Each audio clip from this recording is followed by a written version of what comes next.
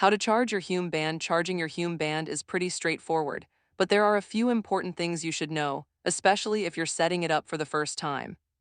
In this video, I'll show you how to charge it correctly, how to tell when it's fully charged, and what to check if the battery seems to be draining unusually fast.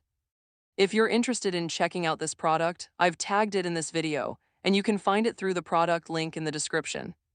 First, if you've just received your Hume band, Hume recommends fully charging it before first use. This is important because the initial charge activates the device.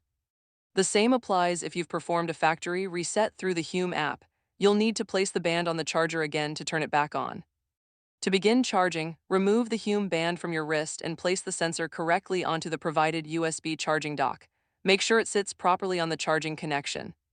Next, connect the USB Type-C charging cable to the charging dock and plug the other end into a suitable USB power source. Once the connection is made correctly, check the indicator light on the Hume band. According to Hume's official quick start instructions, while the device is charging, its indicator cycles through red, blue, and green. When charging is complete, the indicator becomes solid green. After you remove the Hume band from the charger, that green light should stay illuminated for about 2 seconds before switching off. You can also check the approximate battery level directly from the band. Give the home button a short press.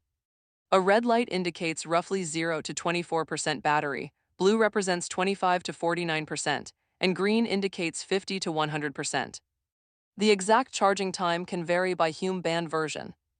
Hume's current Band 2 information advertises fast charging, with a full charge at around 30 minutes and typical charging ranging from roughly 20 to 80 minutes depending on the battery level.